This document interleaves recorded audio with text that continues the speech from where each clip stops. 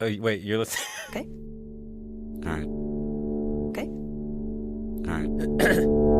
You're Listening to Radiolab. Radiolab. From WNYC. See? Yep. I'm Latif Nasser. This is Radiolab. Today, a story about how we humans rearrange the elemental stuff all around us, and how one man's pursuit of a basic truth about the Earth, revealed in an extraterrestrial explosion, a 2,000-year-old Peruvian skeleton, even a strand of his lab assistant's hair, changed the very air we breathe. Comes to us from reporter Avir Mitra. So I guess we'll start it Okay, good afternoon, Dr. Patterson. It's a pleasure to talk to you. with this guy, Clair Patterson. He goes by the name Pat. And I think we'd like to start this interview with you just telling us a little bit about your background. This is from an oral history from 1995. All right. Well, I was born in a small town in the middle of Iowa that was located in the midst of farmland, rolling prairie type farmland in central Iowa. And this little town, at that school, it was a small school. All the students knew each other for 12 years. So you were all in one school the whole All time? one school the whole time. People didn't move in and out. It was sort of a tribal interaction. And so Pat's tribe We learned how to hunt. did all the things you do growing up in the country. Learn how to swim and fish, and we saw crops being planted. We knew about farm animals. But he was This is science journalist Lydia Denworth. in some ways a farm boy, but I knew I was different than most people. he was the kind of kid who asked his mother all kinds of questions about the world, like Why is a drop of water round? things like that. He set up a chemistry lab in his basement when he was 12. Oh, wow. In high school, he, was always like Science teacher would say something about electricity being a fluid. correcting his teachers. I had to explain to him about electrons. He was just always fascinated by how the world worked. And he had the ability to see beyond what others saw. He made leaps. So, like, for example, this is a kid from a small town, goes to a small high school, small college, and graduates. In his first job out of college, he's working On the atomic bomb. for the Manhattan Project. Oh, wow. Now, to back up a little bit, at the beginning of World War II, around 1940, there were these European scientists Like Einstein and others. who were immigrating to the U.S. and telling anyone who would listen the Germans were making a bomb, an atomic bomb. And they were pushing the Americans to make sure that they didn't get behind the Germans. And so when Pat graduated, some of his professors pushed him To join the army. And help the American effort to create a nuclear bomb. So Pat enlisted, got shipped down to Oak Ridge, Tennessee. With his wife, Lori. Lori Patterson, she was also a scientist, brilliant chemist, in fact, and also worked on the Manhattan Project. So anyway, Oak Ridge was one of those places that they made a city overnight. 75,000 people in the end were working and living there. And we had a little dog, and we went back and forth on a bus to work every day. To these top secret, state-of-the-art laboratories. Buried in the mountains. And I don't think he knew what he would be doing when he got there.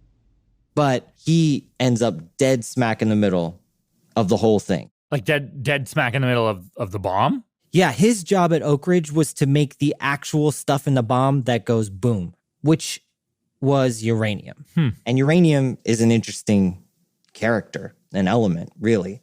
It's the heaviest element that occurs, naturally at least. So every element is made up of three things: protons, neutrons, and electrons. Protons and neutrons are in the middle. They're kind of what define the element. So every element has a different amount of these things. And uranium has the most of them. Like, just to give you an example, hydrogen has a weight of 1, helium 4, carbon has 12, but uranium's out here, it weighs 238. It's just huge. Right. All right, so that makes it, and this is key, unstable, because the thing you need to do with the nuclear bomb is to break an atom apart. And uranium, I think of uranium like a guy who's walking around with a ton of grocery bags. He's just holding way too many bags. Walking from the grocery store back to his car, and this dude's just not going to be able to make it. Along the way, he's going to drop a bag. And that's basically uranium. It's just too big. It's holding on to too many things. So now if that's just a couple uranium atoms mixed in with other atoms here or there, it's no big deal. But if you can put 1,000 uranium dudes in a parking lot overfilled with grocery bags, and if you just like threw an apple at one of those guys or threw a grocery bag at one of those guys, right? That dude's going to drop the bag. And then that bag is going to fall and kind of tumble onto the guy next to him. He drops 2 bags. And then 4 dudes around him tumble and fall and just drop some more bags. Right. It's going to set off a chain reaction, basically. And that's where shit gets nuclear. So Pat's job at Oak Ridge was to use this newfangled machine called the mass spectrometer. And what that does, it isolates different elements in regular rocks. So he's finding uranium in granite rocks. He's pulverizing these rocks, isolating uranium, purifying uranium. And he basically just spent 2 years doing this. And then, August 6, 1945. A short time ago, an American airplane dropped one bomb on Hiroshima and destroyed its usefulness to the enemy. The United States drops the U-bomb, the uranium bomb. With this bomb, we have now added a new and revolutionary increase in destruction, the like of which has never been seen on this earth. When the bomb exploded, temperatures on the ground reached over 7,000 degrees Fahrenheit. Tens of thousands of people were killed instantly. And that's just from the energy of the explosion. But then what happens is something arguably more horrifying. Because when a uranium bomb explodes, now there's all this uranium around just spewing out all these protons and neutrons. And even if you didn't get killed by the bomb, those protons and neutrons, they're going to go right into your body. Hospitals filled with patients who had not seemed sick before. At first, they were quarantined, considered victims of a mysterious infectious disease. And if there's enough of it around, it's literally going to tear your body apart from the inside. They were vomiting, bleeding from the gums, and purple spots appeared on their skin. Some could not be touched because their skin slipped off in huge, glove-like pieces. These people were special victims of the atomic bomb. And that's exactly what happened in Hiroshima. And then we dropped a second bomb on Nagasaki. During the war, developed these... Pat said, as this 22-year-old kid straight out of college, he never really fully understood the scope of what he was doing. And that these mentors of his... These professor mentors, they knew that they were working as engineers on a hideous weapon of warfare. And they conveyed to young people like me that this is the thing to do. This hideous crime we were committing was, it was a necessary thing. After Japan surrenders, Pat and his wife were given these commemorative pins that said Manhattan Project, A-bomb. And according to his wife, they just threw them in the trash. So what is that? Is that regret or anger or shame or what? Yeah, I think it was probably all of those things. I think he felt like this thing that had sort of inspired him and moved him and defined his life, which was basically just curiosity about the world, understanding things, had kind of been taken advantage of and sort of used to create this real horror. And so he just wanted to get away from all of that. I think he just wants to get back to doing science that's free of all of that. True science. It's just for an understanding for its own end. Yes. But that's not quite how it worked out for him. So after the bomb project, Pat and his wife, Lori, moved back to Chicago. And he enrolls to get his chemistry PhD at the university there, the University of Chicago. Started taking courses. And one day this professor comes up to him. And he said, "Hey, Pat. Look, I'm trying to answer this question. How old is this rock that we're sitting on? How old is the Earth?" We didn't know that. No. Nobody knew the age of the Earth. People had been trying to guess at this for a long time. It started with somebody adding up all the ages of everybody in the Bible. Which got us to about 6,000 years old. It's not right. And then, people start finding dinosaur fossils and it's okay, well, I guess this has to be a little longer than that. But still, no one knew exactly how much longer. Anyway, so Pat's professor says to him, "This is perfect for you. It's pure chemistry. And you'll be famous because you measured the age of the Earth." And what did you say?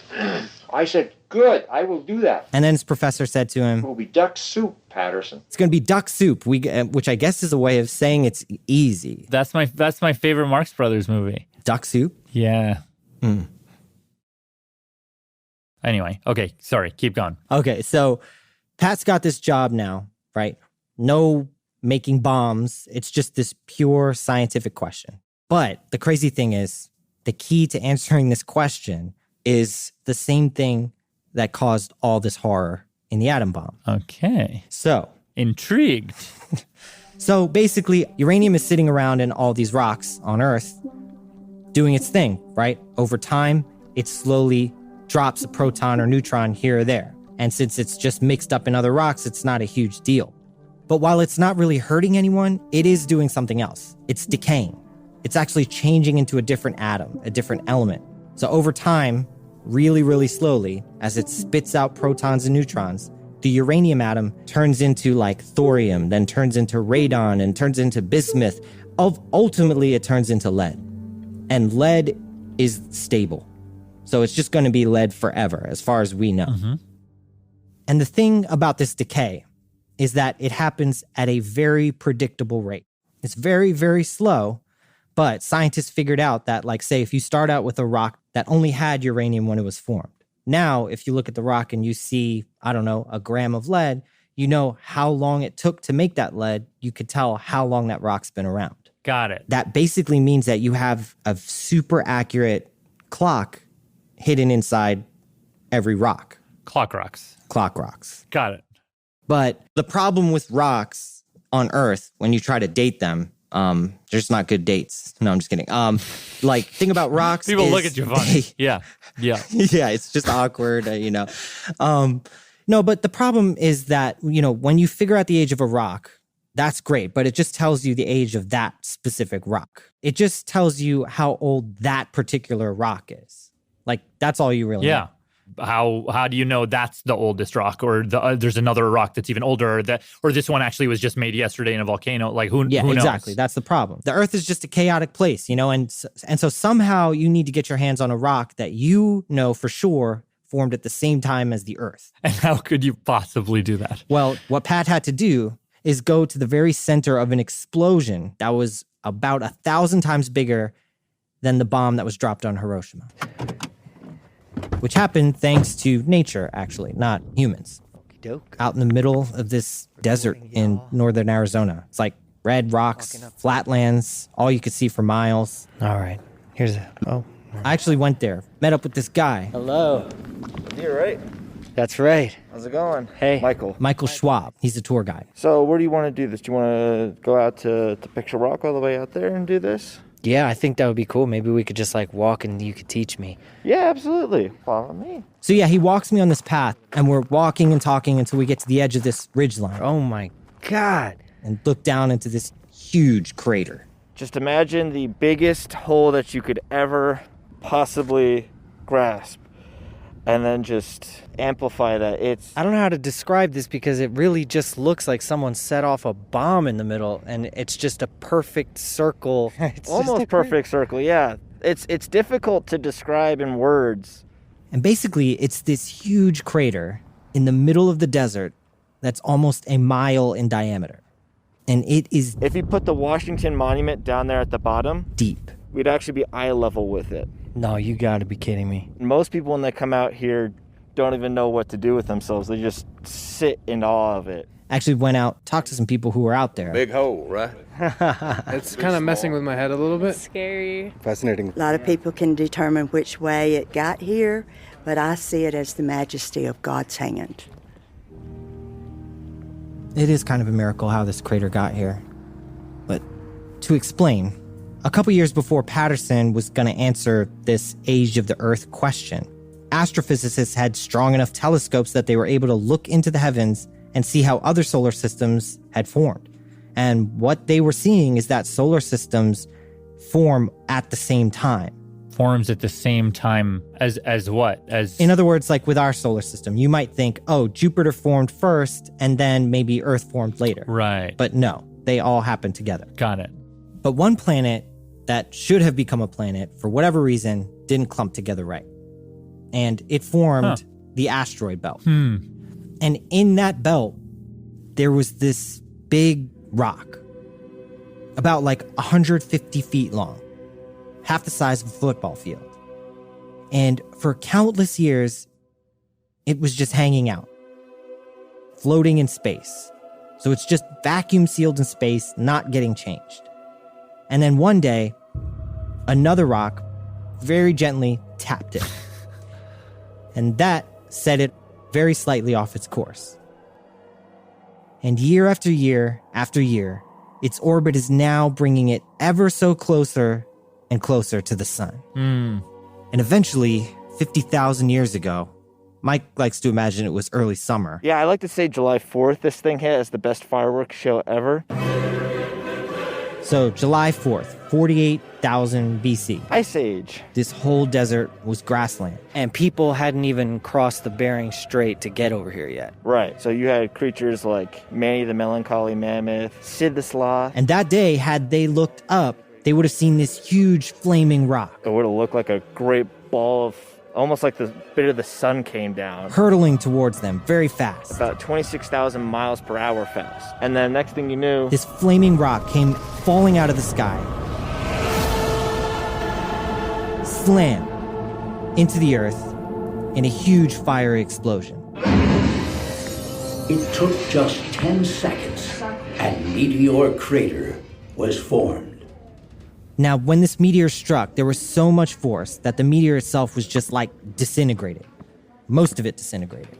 But in here we have a picture of the crater. Some of it survived the impact. But we also have front and center the largest fragmented meteorite we recovered from this site. Wow. And you are welcome to touch it as well. Whoa, okay, yes, you are not lying. This is, all right, how big is this thing, like in terms of size? This thing is about 3 feet in length. So the first thing you actually notice is that it's not totally smooth. Looks like Swiss cheese. It looks like Swiss cheese. Kind of looks like almost like an arrowhead type of shape. Or as I'm looking at it now, it kind of looks like a lopsided dinosaur skull. Yeah, it does look like a dinosaur skull. But arguably my favorite thing is that people worry all the time like, oh, doesn't anybody try to steal this? Right. Because I'm considering it. If you try to pick it up and somehow you bring it back to your car, you can have it. Because it weighs 1,406 pounds. This 3-foot thing weighs just under a ton. You gotta be kidding me. Mm-mm. Do you mind if I try to lift it? Absolutely. All right, here, let's put this down here. Hold this and point it at me. All right. Okay, I have been doing squats and deadlifts, so. Good luck. I just want to give you a heads up that I may be the one. Good luck. All right, so I'm just gonna put my arms around this thing. Okay. It's a very futile effort, folks. It's just not happening. Holy crap. I can't even budge it. No, you can't. But Can we try together? No? All right. Oh my God. Okay, so now how is this going to help Pat determine the age of the Earth? Well, he knows that this rock formed at the same time as the Earth. Has been perfectly preserved in space. And oh my God, it sings. Yeah. Whoa. It's metal. This is a solid piece of metal. Yep. 92% iron and 7% nickel. And then that last 1% is 80 other trace elements. Including lead. Bada bing, bada boom. You just measure that thing with that thing, and then you got the age of the Earth. Kinda. I mean, like, look, these are tricky equations, tricky tools. It's not easy. So before you start measuring the meteorite, you want to he just kind of wants to go practice on regular rocks, like regular granite rocks. Just make sure that, his technique is down. Got it. Because you have to measure it so precisely. It's got to be so accurate. You really don't want to be making mistakes. So Pat takes a piece of granite and the machine spits out these results that are totally confusing. Like his numbers are way off. There's way too much lead in the rock. Yeah, there was lead there that didn't belong there. Like this rock would have been formed a gabillion years ago. And he's just saying, there's way too much lead, and he couldn't figure out why. But one day he's like, let me just run a blank sample. Something that chemists do when they want to just test their system is you just run it. Like instead of putting this piece of rock in here, let me just run a blank. And so when he did that, He still got like a whole lot of lead. So he's like, okay, my blanks are not blanks. So he knew that it was coming from the laboratory. This is a contamination issue. Right. Where did it come from? Okay. You go back and you track it down and say, well, it must be that. So first he started with the glass speakers he was using. The vials are the first thing you're going to look at. So he tests the vials. And he goes, shit. Lead. These glass vials are made with lead. So let's get some new vials. Right. So gets new glass vials. Special order, never were made with lead. Runs the sample again. It's still off. Huh. And so then he's like, you know what? In this sample where I put the granite, I also put some water in. And he realizes actually the water is coming from lead pipes. And so he's like, oh crap, that's the problem. So he has to triple distill the water, boil it off, make sure he catches it in a vial that has no lead in it to make sure that his water doesn't have any contamination from the pipes it came through. So he runs the sample and it's a little better, but there's still lead there. So now he's like obsessed. And Patterson, he's working in this lab. And it was pretty grubby. He looks at the walls and he's like... There is peeling paint. So he tests the paint. It was in the paint. So they repaint the walls. But still... There was way too much lead. Then he looks at his desk where the mass spectrometer is sitting on. And he figures out every joint in the desk is soldered together with lead. Oh, man. So he needs a new desk, new chairs with no lead. And then he uses saran wrap to cover every desk and every chair and every object in the room. And still too much lead. Wow. And so he thinks maybe there's some lead in the dust on the floors. So he starts mopping the floors. He gets the lead numbers to come down a little bit. And then one day he notices a coworker's lipstick is messing up his samples. So he tests the makeup and he's like, okay, there's lead in there too. Wow. You can't wear makeup in this lab. And he starts to get the lead number lower and lower. But then one day he's working in the lab and a little piece of his hair falls onto the desk. And the lead numbers shoot up. He said, holy shit. Your hair. It's on him. Wow, he's the contamination himself. The lead from your hair will contaminate the whole damn laboratory, just from your hair. And so he shaves his head. But then one day he decides, okay, well, I'm just going to test my skin. And he ends up seeing that there's a bunch of lead in his skin. Oh, no. It's everywhere. There was lead in absolutely everything. And in the end, he made people, they had a little anteroom, and you literally had to strip down to your underwear and put on this Tyvek suit. Which gets washed in acid. And have little booties on and put plastic over their hair. He builds positive pressure air vents so the air is constantly blowing and pushing anything inside the lab, outside the lab. So even if you walk in with a little microgram of lead, the air may push it out. He basically invents what we now call a clean lab. But he ultimately gets his samples down, his blank samples down to 0.1 micrograms. So that's 1/10 of 1/1,000,000th of a gram. Oof. And that took years. But is that still too much? No, that's fine. And so after this, he's finally actually ready to go to Canyon Diablo, get this meteorite, and actually measure the damn thing that he was trying to do from the beginning. And so he took these precious samples. He puts the sample into the mass spec. And it was late at night. He was there by himself. Just basically turns a crank and boom, pops out a number. Which was 4.5 billion years. And is that like way big? That number is the age of the Earth. Wow. It's just a number. But what it represents, it's this fundamental truth. And in this moment, he's the only human being who knows the truth. He now has this window to that moment, the formation of not just the Earth, but the entire solar system. Sun, the planets, the moons, the rings around Saturn, me, you, everything comes from that. I mean, it was so exciting for him. He thought he was having a heart attack. He went to visit his parents in Iowa the next day and he made them take him to the hospital, but he was fine. It was more like a lot of adrenaline coursing through him. He calms himself down and he's like, here I go. I got the number. He publishes it in a journal and it's just yawns. Like nobody cares. No one cared about, who cares? Even today, people don't care how old the Earth is. No. So it definitely didn't get into any textbooks. It wasn't in the press. 7 years of his life has gone by. So it wasn't duck. It was not duck. What's hard soup to make? It was like foie gras or something. I don't know. Something. Okay. That's good because it's also duck related, I feel like. Yeah. Okay. But I discovered in all this work a story related to lead. Like this process of figuring out the age of the Earth sort of unveiled this truth about the world to him, which is that we're totally contaminated with lead. Right. I am contaminated. You are contaminated. Every living thing is just filled with lead. And now that he's seen that, he can't turn away from that vision. Like I almost think of it like the Matrix, like when you go into the Matrix and you see those little green numbers falling or whatever, and you just see the world for what it is, which is just like this thing that no one else is seeing. You can't look away.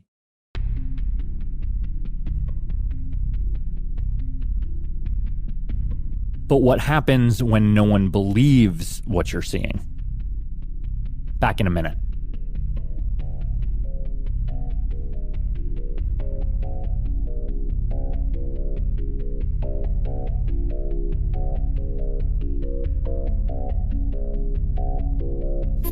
This is Bree calling from Austin, Texas. Radiolab is supported in part by the Alfred P. Sloan Foundation, enhancing public understanding of science and technology in the modern world. More information about Sloan at www.sloan.org. Science reporting on Radiolab is supported in part by Science Sandbox, a Simons Foundation initiative dedicated to engaging everyone with the process of science. Latif, Radiolab. Back with Avir, who started with a story about uranium, which is by now decayed into lead. Yeah, which I think is probably a boring topic. It's like talking about the Beatles. You know what I mean? It's just everyone kind of knows about the Beatles and lead. You could talk to anybody. Everyone now knows like, oh, lead is bad for you. Lead in paint chips. Like, don't eat lead. But back in the 50s, people really just didn't care about this. They weren't thinking about lead. And science of the day said, sure, lead poisoning is the thing. If you work in a mine and you don't wash your hands and then you eat a burger after touching lead, right? Then sure, you'll get lead poisoning. We've known that for thousands of years, but it's not like we're working in a lead mine. Right. But for our dude, Pat, he's like, no, come on. Like something is going on here. And he's like the only one who sees it. The Matrix is everywhere. That we're living in a dream, like we're living in a lead mine. You have to see it for yourself. Okay. So Pat's finding all this lead in his lab. He's stripping down to his underwear, shaving his head, and he's telling people, and they're just like, dude, who cares? Like, it's just your lab. I definitely would have said that. I would have been like, okay, yeah, so it's like an experimental nuisance. Like that, I get that. You've proved that. Right. But Patterson believes, no, this has to be bigger, which leads him to this question, which is, okay, there's a lot of lead in my lab, but is there a lot of lead out in the world? So Lydia Denworth again. He started by looking in the ocean. So first thing he does is he gets a boat. You weren't on the boat yourself. Yes, I was. Oh, you were on the boat. Okay. And I got sicker than a dog. He has a big problem with seasickness, but he's just like, whatever. I hated it. He goes out, collects a bunch of water from the Pacific Ocean, takes the water back, analyzes it, and sure enough, lead. There is a ton of lead in the ocean. So I said, okay. Proof. I published a paper. And did it make waves in science or the public? No. A lot of scientists were like, they didn't care at all. If you say so, I don't really know. I also don't really care, But he's more convinced than ever. I mean, he starts walking around campus wearing a gas mask. And a lot of people thought he was just plain crazy, right? Everyone's like, dude, like, lead is natural. It's probably always been there. This isn't some new crazy thing. But Pat just doesn't believe it. There's no way it's been like this forever. And then one day he gets into a conversation with a friend who gives him this idea. That the place to look to understand the amount of lead in the air in the past is the permafrost of the snow in like Greenland or Antarctica. Because snow in the polar regions, it comes out of the air. And lead, if it was in the air, And lead's in the snowflakes. it would come down out of the air and settle into the snow, and it would never leave because that snow and ice didn't melt. And then the next year, there's another snowfall. It doesn't melt. Then the year after that, there's another snowfall that doesn't melt. Next year you have another one. Next year you have another. And the snow starts to like layer on top of each other, almost like the rings of a tree. It's just preserved. Because it's permafrost. It's permanent frost. It's like it's permanently there, right? Yeah. Permafrost. So now it's 1964. He goes out to Greenland. And he took his 15-year-old son with him. I thought it was pretty cool. This is Pat's son. My name is the same as his, Clair Patterson the third, actually. He goes by Cam. Always have. Basically, they fly out to Greenland to this military base called Camp Sentry. When you arrive there in a helicopter, you don't see anything except antennas and a few trailers and oil barrels. And snow. Snow that goes 3 miles deep. So Pat and Cam put on all this gear. Dressed up in plastic suits. Gloves. And went down into this tunnel. It went down into the ice. To go back in time. And they cut out like 4x4 chunks of ice from the wall. We had a melting trailer up on the surface. So they melt down this ice, ship it all the way back to the lab. And this is where Pat can really start to see the history of lead over time. And what he finds is that starting in like 1700, that there was basically no lead at all. Like nothing.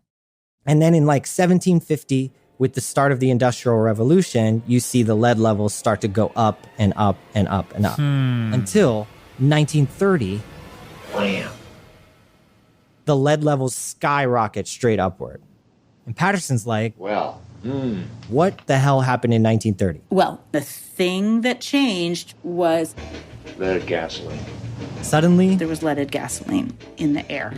So, long story short, in 1921, car makers were trying to figure out how to get rid of something called engine knock. Engine knock. Knock. So like, which is the pinging and bucking that engines do, and it slows down their efficiency. And so there were chemists trying all sorts of different things. And eventually they put a teaspoon of lead into some gasoline. And the engine knock stopped immediately. Instantly gone.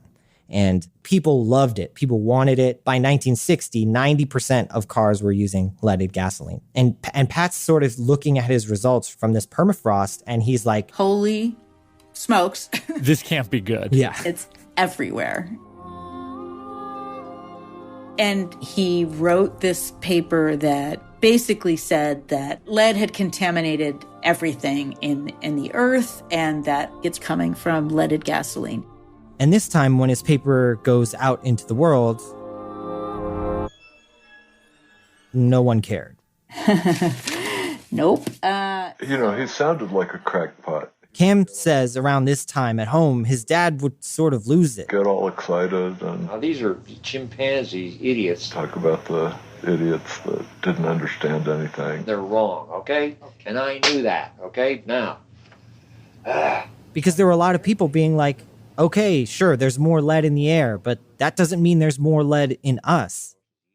Next, he basically gets a hold of 2,000-year-old ancient Peruvian skeletons and takes their teeth, grinds up their teeth, and measures the amount of lead in their teeth. Okay. Then he compares that to his own children's primary teeth. Oh, funny. It's like baby teeth. Yeah. Their baby teeth, yeah. And he actually finds his children's teeth have 3,000 times more lead than the Peruvians. Oh, God. And still, people don't care. Whoa. Because they're like, okay, there's more of it in us. Seems fine. It's not making you sick. And when they say making you sick, they meant, killing you, making you blind, making you have seizures, things like that, right? Putting you in a coma. I mean, it's not uranium. You know what I mean? It's not like people's hair and skin is just falling off and they're just vomiting blood, Right. So it's more subtle than that. Maybe more subtle. That's the question, Is this harmful? Right. And what is the harm? And what is the harm? Yeah, right? yeah. But what I think is interesting is Pat doesn't try to answer that question. What was your motivation at this point? Were you thinking in an environmental sense? No, I was not. Science, science, science. I didn't care two hoots about verifying what the contamination was. I see. So you were not being driven by environmental concerns. I was not. To be clear, Pat was convinced that lead was harmful. He just wasn't interested in doing the research that showed exactly how or to what extent or how to fix it. But I had friends and colleagues who were concerned about the environment. They were concerned about people being hurt by all this. And Patterson would share his data with them. They come to my laboratory. He would show them his techniques, and a lot of these people would go on to use this stuff to show just how harmful lead was. It was crucial in getting lead out of food can solder, getting lead out of glazes and this sort of stuff. And while he knew that this was a good thing, to him it was like this slippery slope that led back into this messy world of human motivations, into policy and politics. And the thing is that Patterson was so difficult to work with that he often didn't get invited to be on the national committees that were deciding things. And one of the few times he did, he shows up in D.C. and they're talking about what should we make recommendations to reduce the level of acceptable lead in the environment to, and he just says it should be 0. That's the acceptable level. And so they do this without him. He refuses to sign the final report, and he writes at the bottom, Dr. Patterson does not wish to be associated with this report. He writes his own addendum. He just writes this line, the mining and smelting of lead within the human environment is actually a monumental crime committed by humanity against itself, period. And it's oozing lead all Regardless, the EPA did slowly start catching up to the science and banning lead from things. Actually, now they're getting lead out of paint. But to Pat, that wasn't the purpose of science, not like real science. For him, science was how it was when he was a kid, you know? Where science isn't about solving some problem. It's not, how can I solve this challenge, but why is that? Why is a drop of water spherical, you know? And now that Pat had been able to prove what the natural level of lead should be, he was really just left with this simple question. Why? Why? I mean, what led us to poison the Earth's biosphere with lead? He started looking at ice cores that went all the way back to 800 BC, and what he found was this wasn't the first time that this had even happened. You know, like Greeks, Romans, every empire has poisoned themselves with lead. That proves for 2,000 years we have been unable to understand the evil that we are doing to ourselves. And at this point, Patterson's question starts to shift. It becomes just a question of why are we this way? Okay, why do we think? How do we think? He actually starts writing a book, and it's this new concept of human consciousness all over the place. It's about within the brain, neural pathways, neuronal circuitry. It's about abstract rationalization, thinking, and problem solving, formulation of religious myths, human civilization, the nature of scientific thought. He worked on this idea for years and never really seemed to get anywhere, and it was tough on him. Cam said over time he noticed his dad grew angrier, more jaded, and talked less, spent less time with his kids. And on December 5th, 1995, he has an asthma attack in his office, and he dies. He was 73.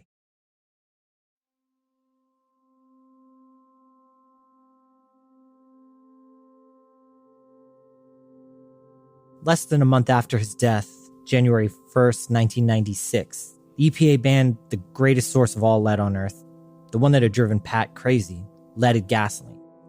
And obviously, lead is still with us today. Like, that's very clear.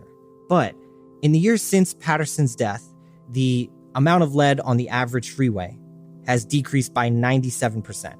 And the average lead in people's blood in America has decreased by 94%. And lead experts say that all of that resulted in a 5-point increase in preschoolers' IQ. And just as a side note, the age of the Earth still stands at 4.5 billion years old, which is exactly as Patterson had calculated 70 years ago. But what what really struck me when reporting this story is like how little recognition Clair Patterson got over the course of his life. But eventually some of his students banded together to nominate him for the Tyler Prize, which is an environmental award. It's kind of a big deal. And he actually won the award 8 months before his death. But by all accounts, including his own, he took no pride in it. I'm sorry to say, I don't want to. I have zero pride in any award. Okay. So I won't use the word pride. Can I use the word pleasure, gratification? Can we use any of these not words? gratification. Pleasure. We have to use pleasure. No, good heavens, look, I'm stupid, all right? I'm not some brilliant person or whatever. I'm a little child. I'm not smart. I mean, good scientists are they have the minds of children to see through all this facade of all this other stuff that they know is stupid nonsense. They don't know stuff. They just don't see it the way other people see it. Okay, so I'm not smart. So anyway, it's only circumstantial. It's not. That's why I don't feel any honor. I'm not to be. It's not there. Not qualified to be honored. I mean, I'm just simply. It's accidental.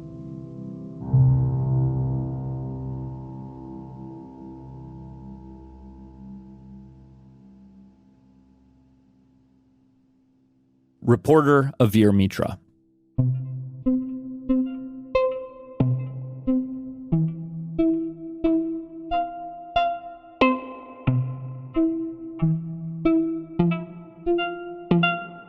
This episode was produced over millions of years by Matt Kielty, along with Becca Bressler, Rachael Cusick, and Maria Paz Gutiérrez. Special thanks to Cliff Davidson, Paul M. Sutter, Denton Ebel, and Sam Kean. I'm Latif Nasser.